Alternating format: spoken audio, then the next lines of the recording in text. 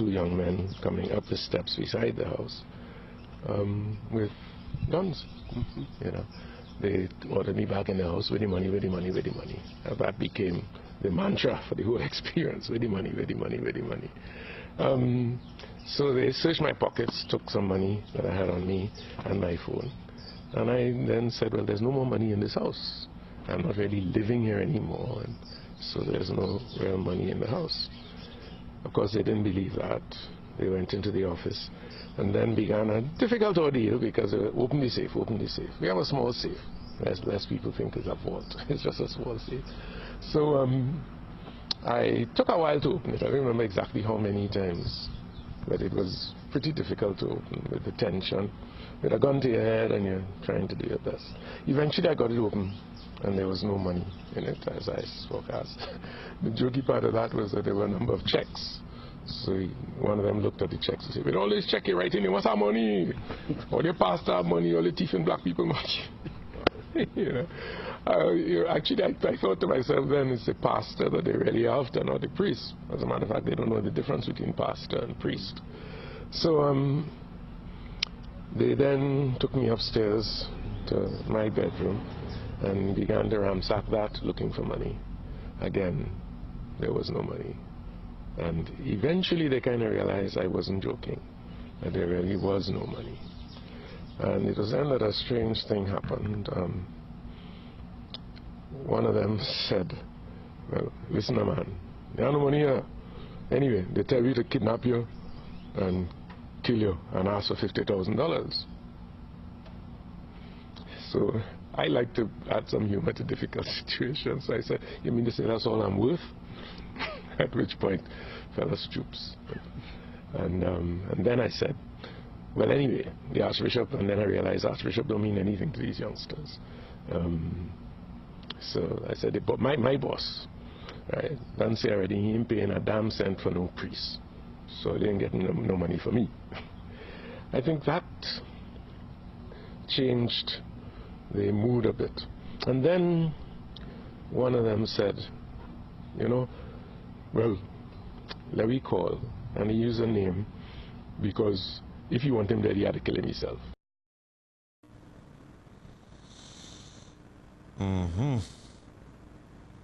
So the plot thickens. Good afternoon.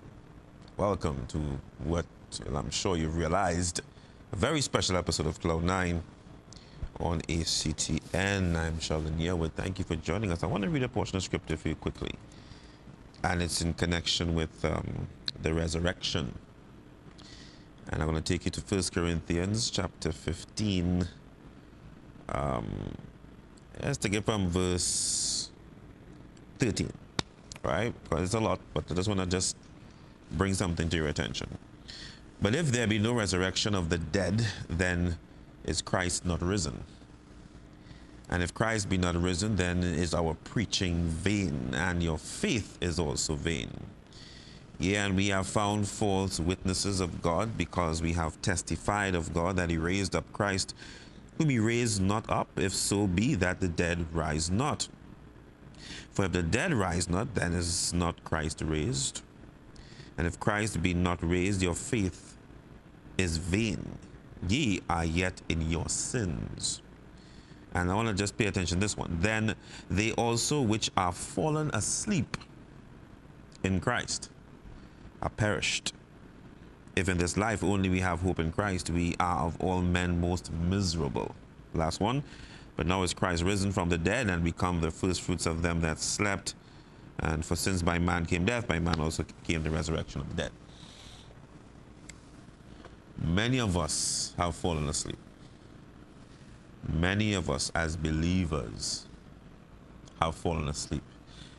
It's one thing to be always sleeping, but the Bible speaks for that, I think, in Hebrews as well as Acts, that, you know, to taste the fruit of God and then to fall asleep, or to be awakened from sin. There are various references. It's in Acts, it's in Hebrews, various references. And we go back to sleep for various reasons. Laziness, one of them. Other cases, we just don't know how to cope. But we are sleepwalking. Now, I have known Father Harvey for many years. I am no longer Roman Catholic, as many would know, but it does not take away the love and respect I have for the man and what he has been doing to bring forth some level of peace in some of these hard-pressed areas. And I do believe the fact that he's alive today, the hand of God is upon his life. Now, what is interesting, and maybe it had to happen like this for us to wake up, what happened to Father Harvey is not isolated when it comes to men and women of God, in this country. It's not isolated. Whether you be a pastor, whether you're a priest, whether you're an evangelist, whether you're the archbishop, whether you are whatever whatever your religious persuasion is. Once there is something connected in terms of your walk to a spiritual purpose, these men and women of God, or these men and women, some will say, there has been levels of attack in various forms. And I'll be discussing that today with Pastor Clive Dotton later on in the program. But first, I want to bring it to our Wise Up segment because I want to touch on something a bit intimate about this whole issue of men and women of God and why it is I am saying that we are sleeping and we need to be very careful. Let's go, guys.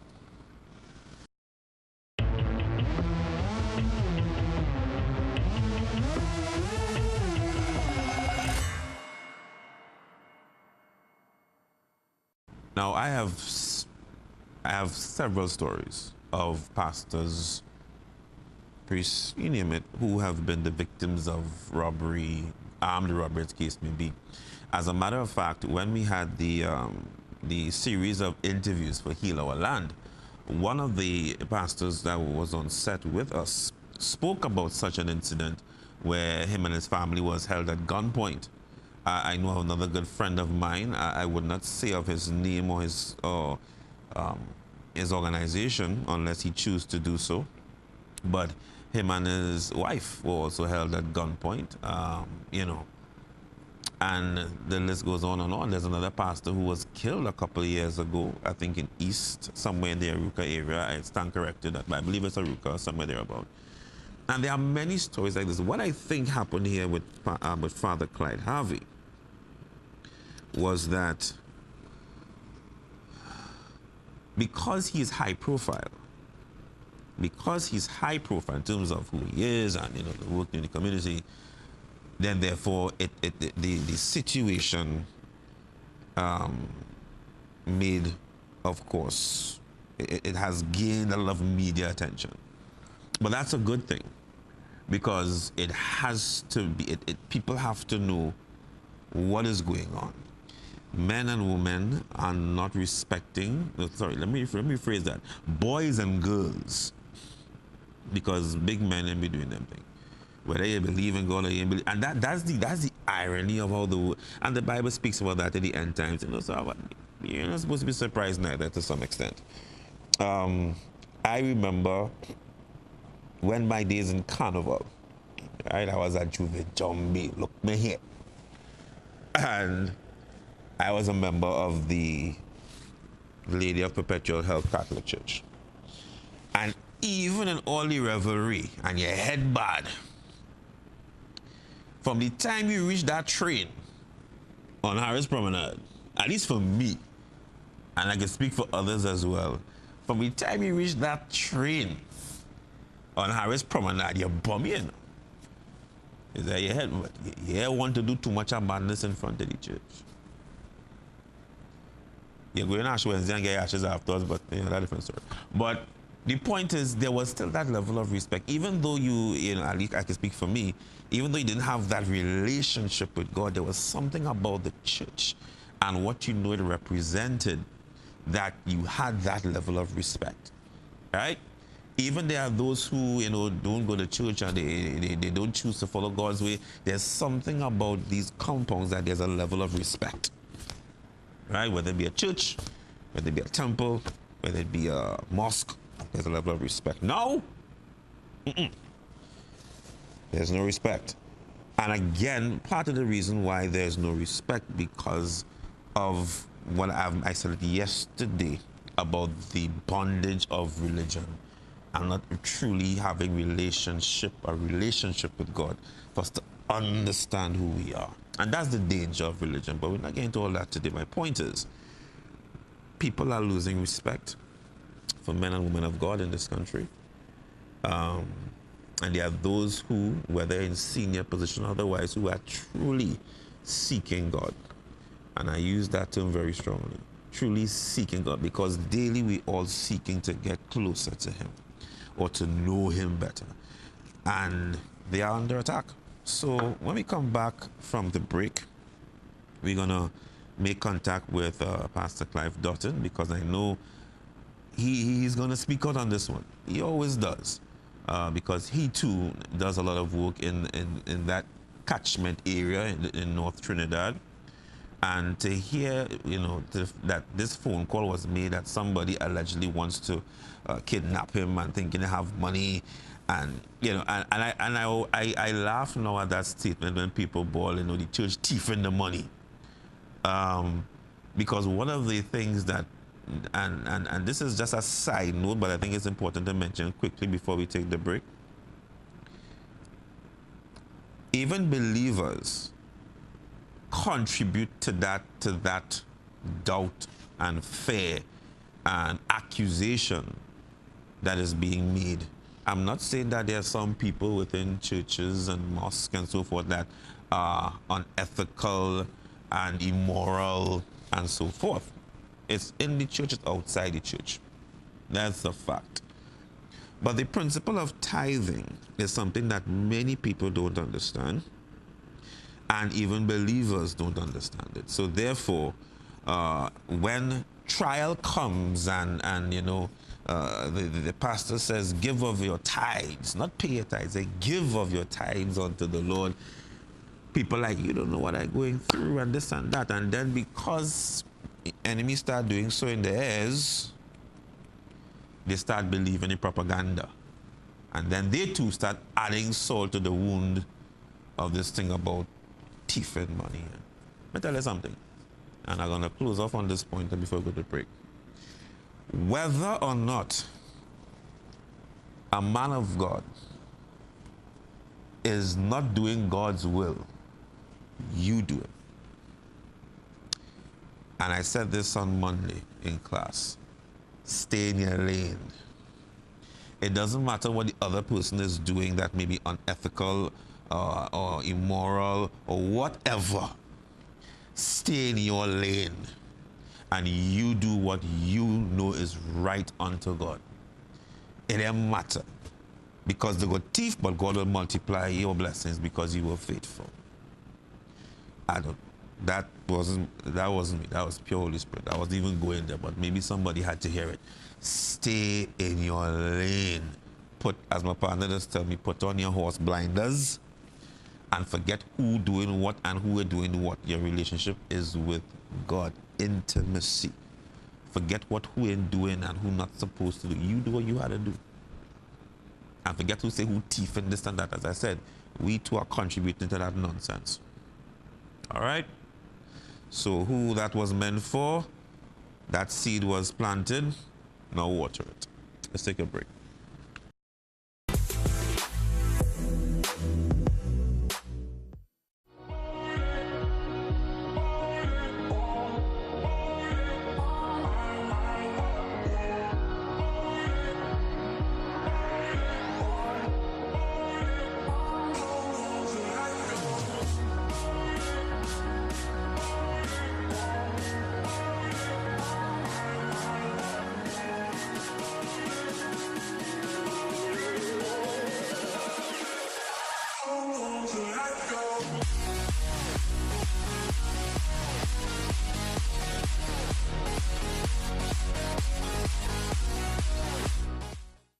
The devil's the accuser of the brethren. And he hates marriage because marriage is the image of God. He hates marriage is because it's the most sacred institution on earth. God created marriage in Genesis chapter 1. It is the first institution he ever created, and it's the foundation for every other institution on earth. And he's a strategist. He understands if he can destroy marriage, he can destroy all of society.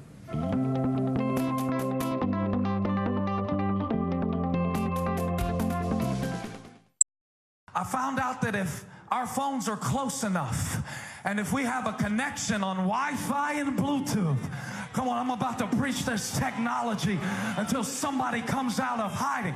If I got something on my device and you need it on your device, if I can get close enough to your device with my device, what's on my device can jump on your device. If I get close to the one who created me, close to the one who called me, if I stop running and return to the place of my assignment,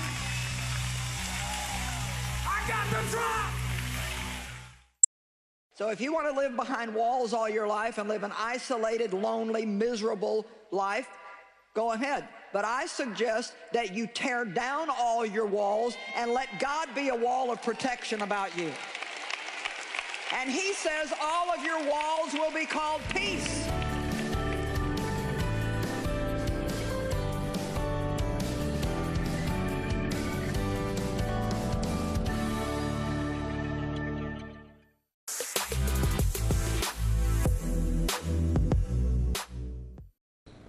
Welcome back to Cloud 9 on ACTN. We're making this, you got to smile now. The joy of the Lord is your strength. So despite everything, I know sometimes the topics can get very heavy, but at the end of the day, a lot of people look at this show and they come with heavy hearts. So we have to discuss these things and, seek God to find solutions to some of these problems. As I'm saying, it's something that this whole week that God has been ministering to me about, staying in your lane, staying in your lane, stay in your lane, and, this situation, this thing here, no one ever, we had to seek God. Let's go one more time to, let's go to our Let's Chat segment first of all, and we're going to run back that clip one more time and pass Father Clyde Harvey, and then we're going to speak to Pastor Dutton.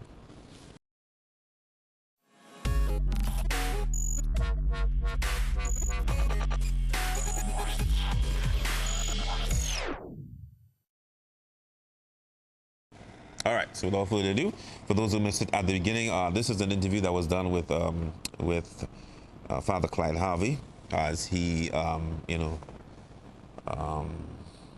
spoke about the events of the robbery and what happened, and listen very carefully to what he had to say.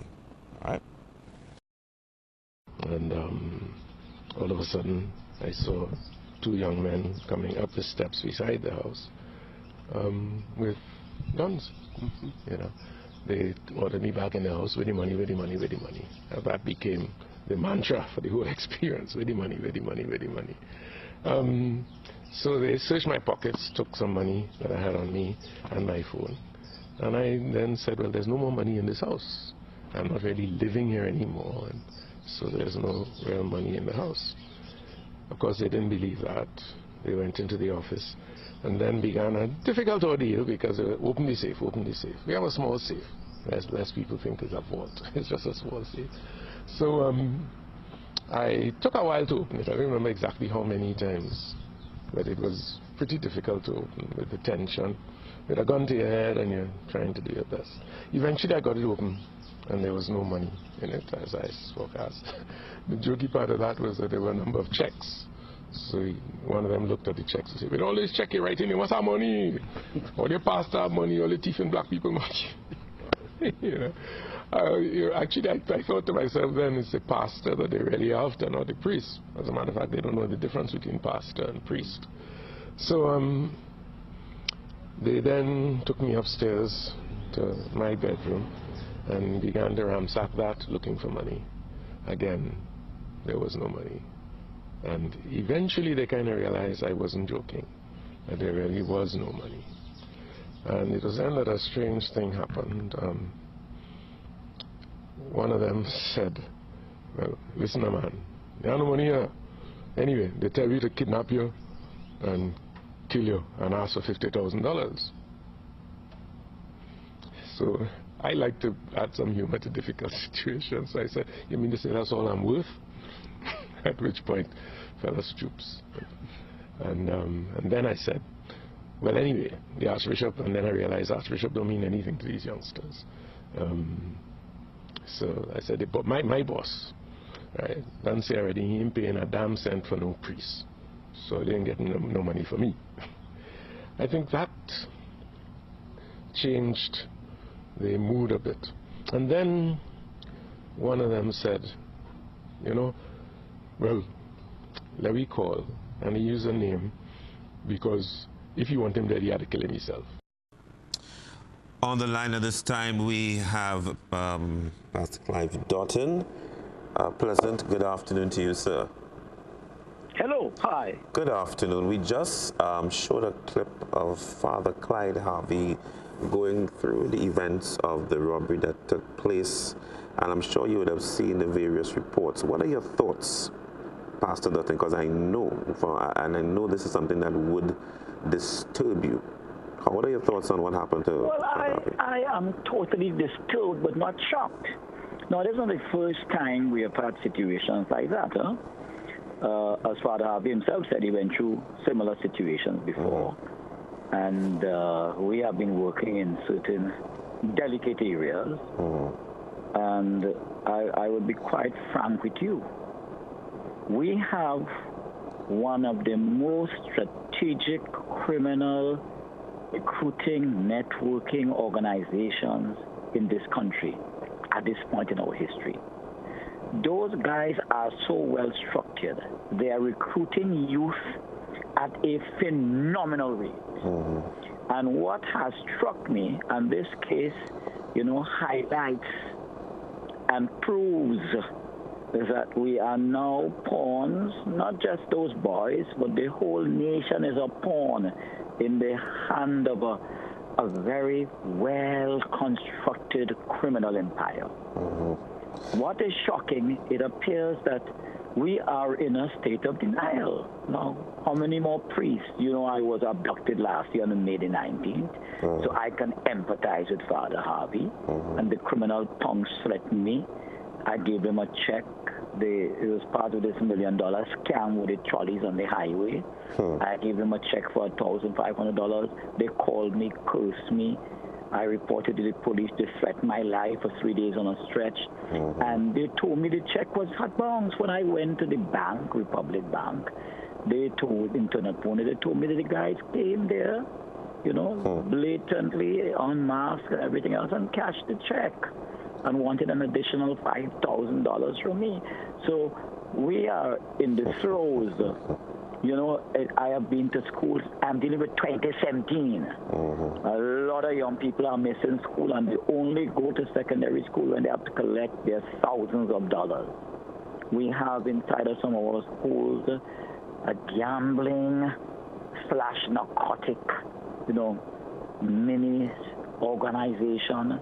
We have teachers who are scared, who are traumatized. We have principals who don't know what to do with the situation.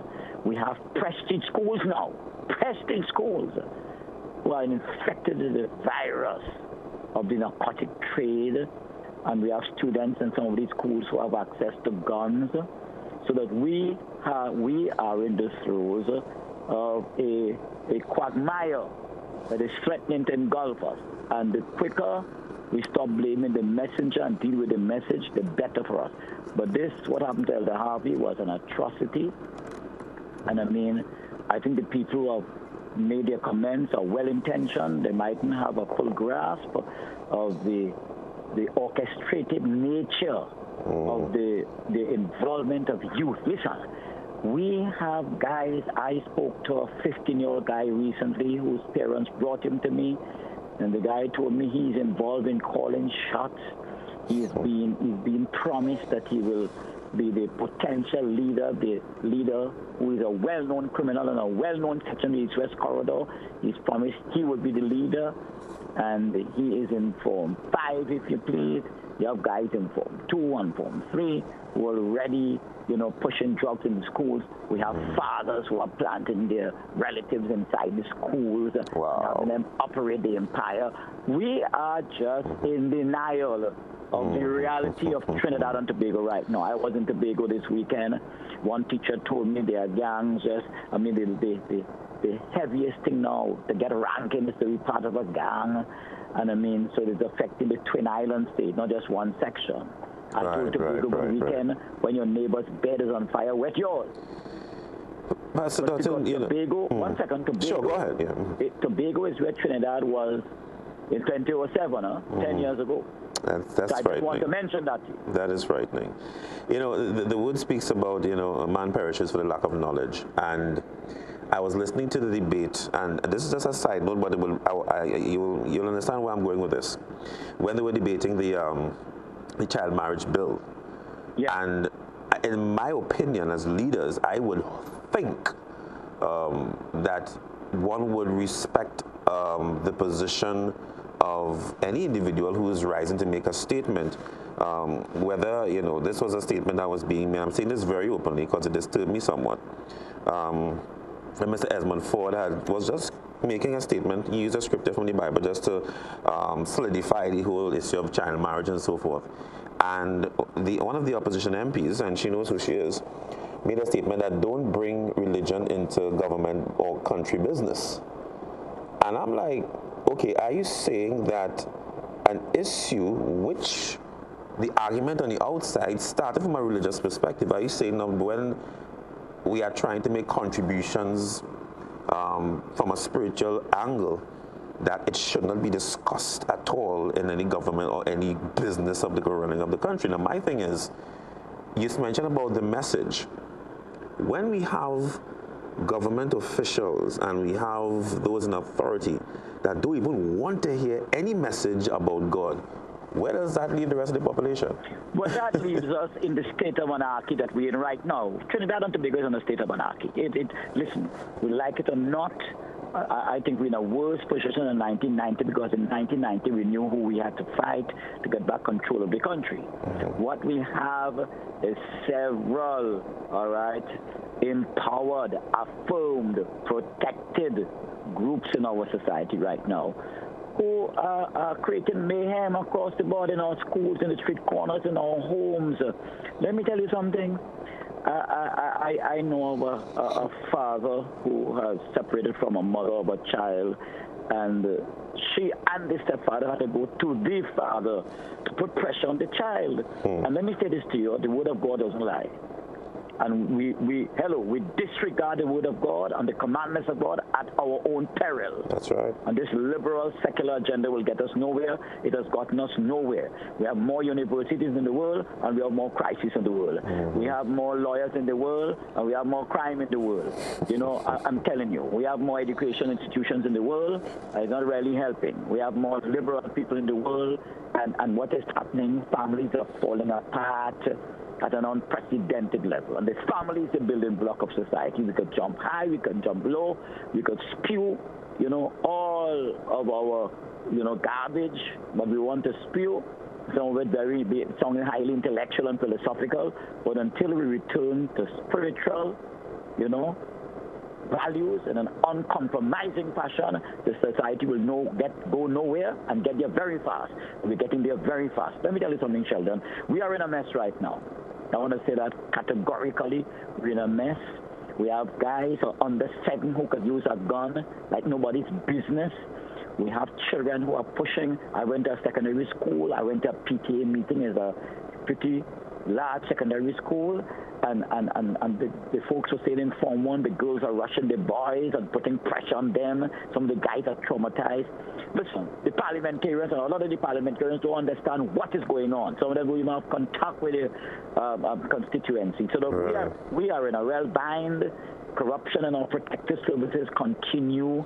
We're discussing this audit thing now. We better look at quality rather than quantity. I mean, we are in a bind. And if we could realize it, you see, if we don't realize it, then we wouldn't fix it, you understand? And I'm saying we have to return to God. We have to return to spiritual values. I'm addressing Tutor on Friday morning in Tobago, and I'm coming with that message, you know, in a very robust fashion, if you please. No, it's not time to play games with the situation. Agreed. Let me tell you something. We have gunmen in this country who are well protected. They even encouraging fisher folk to be involved in the transporting on the high seas there. We have to face the facts and stop going in the cocoon of denial. I just dealt with a guy a few hours ago. I mean, the guy's over 15 years involved in stuff there. All right? We are in trouble. We are in a deep spot of mud. Hold a sec. All right. Yes, go ahead. No. I mean, I know what you have to say is of extreme importance. Yes. In terms of, you know, I'll be honest with you. I have been very concerned about, you know, how the leadership, when I say the leadership, those in authority have been addressing the issue of criminal activity in its relationship with the church. I've said that time and time again. What was, in terms of your involvement or your latest conversation, would you say that the conversations have intensified with those in authority from where you sit, or is it still a struggle? You mean the conversation? As in with the government, the opposition, and trying to come together to look at the church as a... Listen, let me be honest with you. Until we have significant constitution reform, all right, we are going nowhere. This system we are running right now, this Westminster system, we have outgrown that system. I think what both parties, major parties, need to do is to come together and convince the population they are serious. They're not about scoring points. You understand? It's not about seizing the Achilles heel of the other group. I don't see, I could be wrong, I don't see a nobility and maturity in terms of advancing, all right, an agenda for the development of the nation. I don't see that. I mean, perhaps I am being pessimistic. No, but you're being real. I am not seeing that. I am not seeing that. And that is what is required right now. I listened to those three. What is required right now. I looked at those three young men just to make mention, and I know they held the three suspects in connection with Father Harvey. And I was looking at the disposition of the young men, and they literally, there was this aura of like, I just really don't care. And they are young fellas. And I remember the last point Father Harvey made in the news clip was that one of the gentlemen said, you know what, I went on the call whoever, and the call a name, and said, you know what, he got to kill him for himself. So, you know, it goes back. No remorse. But I said the hand of God was there. But the thing is, these young men, I looked at their faces, and in the holding area, and there's like just no remorse. But I have one disagreement with some of the folks, and I must tell you this. Whatever age, we must hold them to a certain level of accountability too. Yes, we must hold the parents, and yes, we must hold the society, whatever needs to be fixed. But we mustn't let the young people feel that we will justify the actions. And that is one of the serious problems I'm having right now with even the reaction to Elder Harvey's crisis. We must not let people feel that because they're young or they're old or whatever, they can get away. Because let me say this, from what I gather from what Father Harvey said, if they had found a sufficient amount of money, they may have it. And I think that is when they realize there's nothing to say, they come and kill him for yourself. Because remember, we say the love of money is the root of all evil. Remember, he's making parliament point that all they asked was money. So these guys just really don't care. They just... No. You know. And you could tell me why we have 3 times a week a certain wrestling show that highlights, showcases, and reinforces brutal indiscipline. Boy. No respect for referees, no respect for management. And the whole thing is one theatrical quagmire. You could tell me why 3 times on our television we must have that? It's all about the ratings. All about the ratings. Come on, man. All about the ratings. The almighty dollar is a savage on us right now. And greed is the philosophy that is kind of straight to the undertakers. Wow. We have to face the reality. And I'm telling you, until communities realize we have to play a role in adopting schools, play a significant role in that parent-teachers association, expose the young people to God, teach them how to pray, Amen. give them a new set of values. That's what we have to do. Well, Rashoti, I song is truly coming to pass. You push the creator out. We push the creator out. And now you want to complain. And now you want to complain. Now we want to complain. You know, so that I'm telling you. And we who are brave enough to say it must keep talking.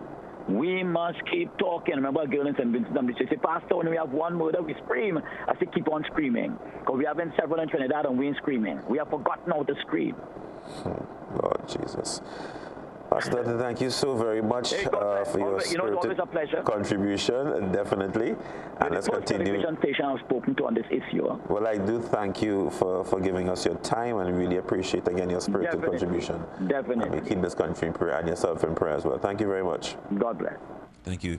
Pastor Clive Doughton there, making the point that, you know, he spoke to us, you know, first on the issue, and because I know he's a man that works in these hard-pressed areas. And, you know, I believe, I believe as one of the reports, Father Harvey said that he wants to meet with these young men. And I find that commendable, you know, because that's the whole aspect of, you know, once you know who God is, it's about forgiveness. So, you know, he says he wants to meet with them. I don't know. At the end of the day, I'm hoping that these three young men would turn their lives around. I do believe that this is a second chance for them. And whether, you know, some people find it very hard to forgive, but these three men, if they truly turn their lives to Christ, you might see them on church altar, you know, pouring their heart out for God. It has happened before. We recently saw the launch of Rag to Rose by Pastor Raymond O'Keel. He wasn't always Pastor Raymond O'Keel. He was gun-toting Raymond O'Keel as a teenager. So it's not impossible. In some of these same hard-pressed areas that these three young men who were held are from. So at the end of the day, what I would say, and yeah, it might be hard for some to hear this, but apart from keeping Father Harvey in prayer and all the other men and women of God and those who continue to seek God in terms of their mission work and what they do, let us keep these three young men in prayer as well. I'm serious. Because just as Father Harvey's life was spared, the time frame between the robbery to when they were held, these men live very dark lives. They could have been killed too by the same person who would call and say, listen, we can't do this. Just shut them up. Ever thought about that? So who's to say what powerful men of God that they could become? But we got to stay open to the word of God to truly understand that level of forgiveness. Have to stay connected to the word of God. Have to stay connected to him. You see the promos ever so often with, I keep forgetting the pastor's name with the Wi-Fi and Bluetooth. What? Furtick. I always forget his last name. Sorry, Pastor Steve Furtick. I love that analogy. You know, stay connected. You got Wi-Fi and I'm close to your device. Closer you stay connected to God, he's going to feed you back. Right?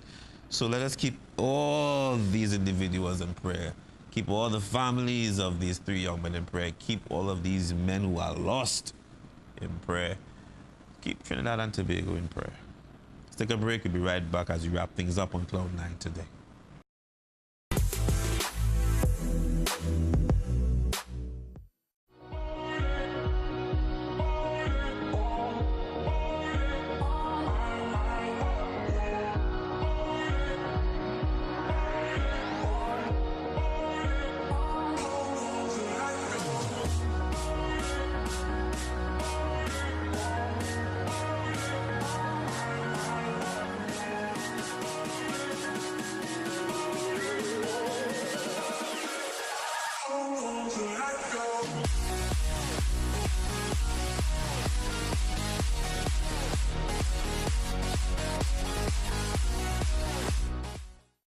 The devil's the accuser of the brethren.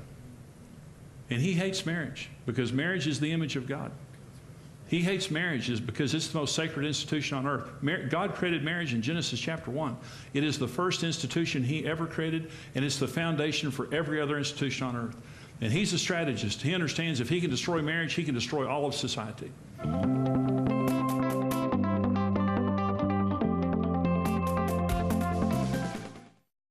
I found out that if our phones are close enough, and if we have a connection on Wi-Fi and Bluetooth, come on, I'm about to preach this technology until somebody comes out of hiding. If I got something on my device and you need it on your device, if I can get close enough to your device with my device, what's on my device can jump on your device. If I get close to the one who created me, close to the one who called me, if I stop running and return to the place of my assignment, I got the drop.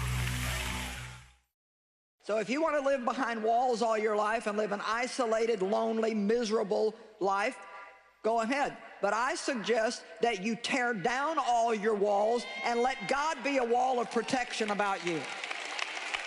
And he says all of your walls will be called peace.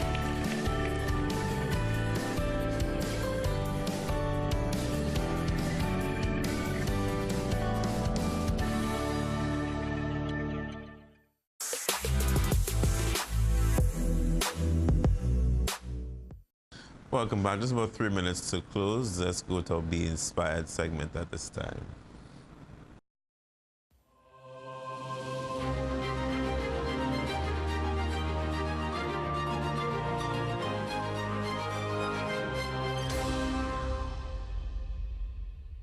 Before we go to our closing song, you know, Pastor have Pastor like a professor anyway. When Pastor Dutton made his statement about, you know, the TV station showing the wrestling 3 days a week, it made me realize, you know, that I'm so grateful for where I am here at ACT and The Voice and doing what I do.